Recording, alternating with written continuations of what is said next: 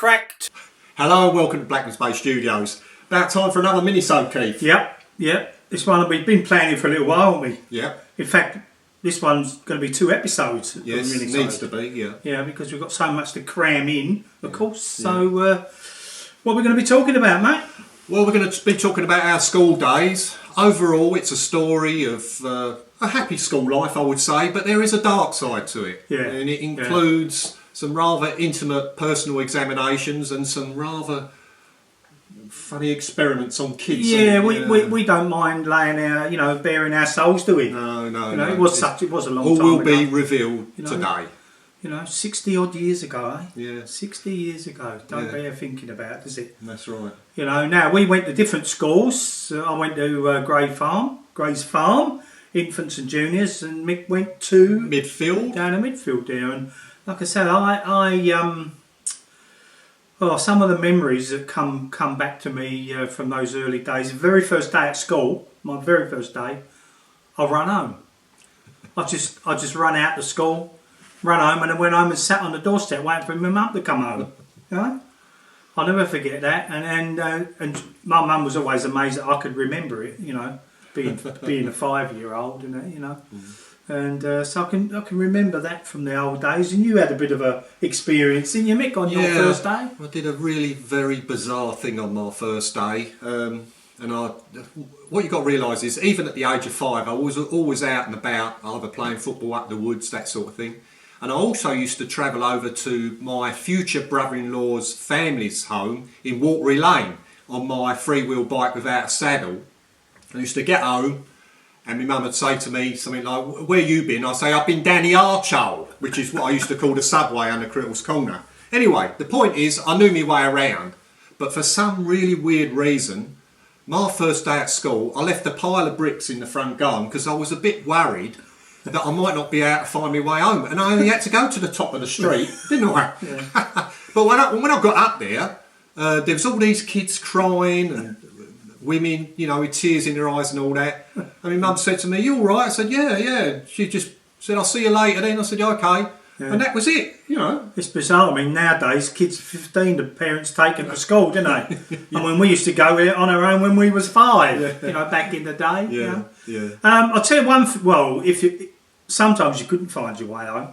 I'm going back now to the days of the old smogs, do you remember? Yeah. The pea soup smogs where we used to have to put handkerchief over our mouths to come home. Yeah. I actually, just at the top of Gray's Farm Road there, I walked straight into a lamppost one night going home. Yeah, and it was, you couldn't even tell. It was that thick. This is serious. It was serious. It was that thick, you couldn't see 2 foot in front of your face. That's right. Yeah? Really bad. Really bad. And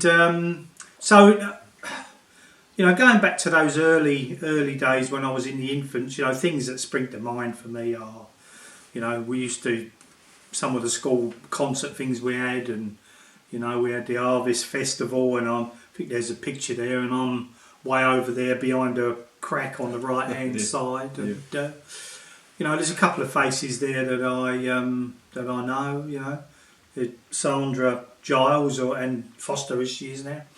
Keith Penny, he stands out like a sore thumb, Don't know if you remember Keith. Yeah, I do. He was a bit of a distance runner. Yeah. It's true that, Keith was always a bit of a, obviously sports mad. When we played cricket, and he walked out on the, and this is just the green there, by the Grace Farm Infants and the Seven Oaks Way, And he walks out with a bat, and he's looking around there like that, like he's a test player, all that like that. And then he's dead serious, and he gets his bat, and he takes about 4 steps down the wicket, and gets his bat and starts tapping the bump down, So how old would he have been then, do you reckon? Oh, he would have been 5, 6, 6, 5 or 6 when he was doing that,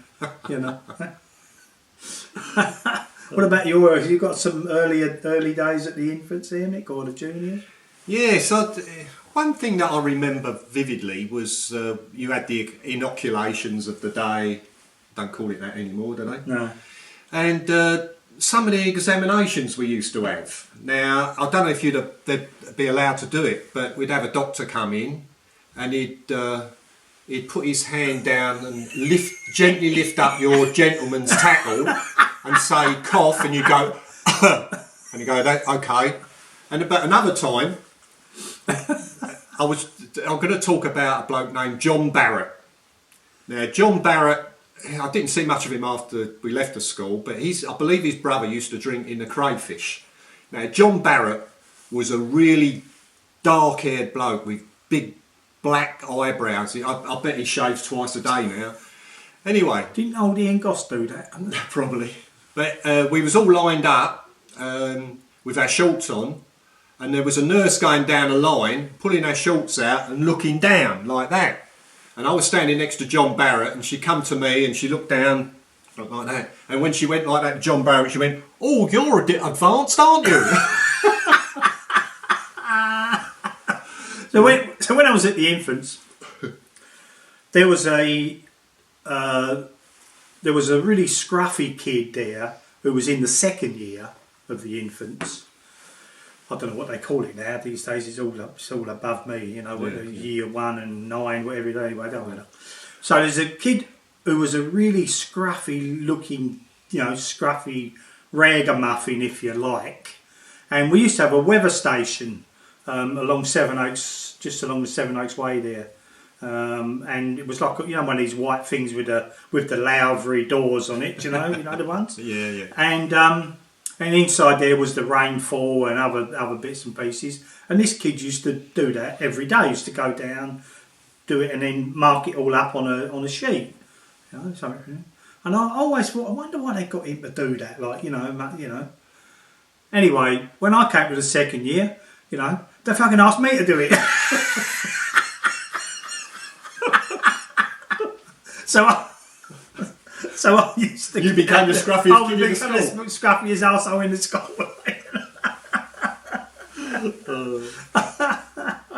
Yeah. Now, we didn't find out this till years later, did we? No, only about, I'd say, 4 years ago, something like that. Yeah, when we started talking about our school days. Yeah. Mick and myself are sort of linked, if you will. Now, we've called this minisode Young, Gifted and Cracked. Well, I'm going to tell you the reason why now. So one day at the infant school, in the junior school, a white caravan appeared. And unbeknownst to me, one appeared at Midfield School as well, didn't it? It did, yeah. And we were both, funny enough, asked to participate and be experimented on in this white caravan. Now, didn't find out till some, years later that I was actually experimented on because I was slightly dyslexic, and Mick was experimented on because he was a fuckwit. So Mick was experimented upon, for his reasons and his little bit of what would you say? I wasn't a high achiever, put it that way, but I thought I had the potential. Lazy bastard, Yeah, and in this caravan, they used to teach things, they used to take us through balance. They used to put things on my shoulders, testing my balance. They put me on this contraption where I had to stand dead still, and all the stuff around me moved. I used to jolt it like that and see what I did, what my balance was like. And I think you said about lifting the weights up and smell, hearing. They measured when you could start hearing things and how far away you could start smelling, say, a rose or something like that. Yeah. All very weird, wasn't it? And sort of the upshot of this was that we then, and again unbeknownst to me, that Mick went as well, we had to go and see a psychiatrist. Hypnotherapist. Hypnotherapist. And his name was Tuckman, Dr. Tuckman, out of Amherst Drive over on the Cray there. Wow, it was farcical. Yeah. It was farcical. I mean, I can't remember how many times I went, but I'd be put on the bed. I had to take my shoes off, and I always had to put them next to a little table. Yeah. and my mum would be sitting there, and I'd get on, and you had to look at a blue dot on the ceiling. Blue dot on the Artex ceiling. There was a blue dot. They start talking to you, and apparently, supposedly, hypnotising you. Yeah, but he had the most boring voice. Yeah. Even when he was talking normal, he had a boring voice. Yeah. And then he said, "You know, the old no, you're going sleepy," and never put me to sleep once, or you. Not once, no. My mum used to fall asleep, though. Seriously, my mum used to sit in a chair and she'd go off like a light. What you used to do, you used to put a piece of cotton wool next to your shoes, and when you was coming to the end of it, I was never hypnotised at all. He used to say, "Now I'm gonna bring you out of your sleep," and he said, "There's going to be a piece of cotton wool next to your shoes, and what I want you to do, I want you to pick that up and put it on the table, and when you wake up, you will be full of beans." He used to go like that, didn't he? And I used to try and stop myself laughing. So what I used to do, I used to get up, go over, put my shoes on, be lacing up my shoes, and I'd leave it right to the very last second. So I was just standing up until I got to arm's length, and I'd just pick it up and put it on the table. Now, every time we got outside, my mum would say, now my mum was a warrior. She was the world's greatest warrior, and whenever she was worried about something, she always used to start singing with, "Ooh," just like some mothers do have them. And she said to me, "I thought you weren't going to pick that cotton wool up," and I said, he ain't hypnotising me, Mum. He ain't hypnotising me. He thought he was, and I don't know any other person. There may well be other people out there. I don't know any other person that was sort of chosen to to go through this sort of process. There might have been others who went into the caravan. I can't remember anyone else. My schoolmates, I can't remember anyone. No one ever talked about it. And really, I mean, it didn't do anything for me dyslexia. Did it do anything for you being a fuckwit, or I think really what it was is that I was a bit of a lazy scholar, if you like, and I think I do have a very, very mild form of dyslexia, not like you, Keith, but it's there, and as I've got older, I've realised this, and it was proved to me in hindsight when I was 19 because I went to a toga party dressed as a goat.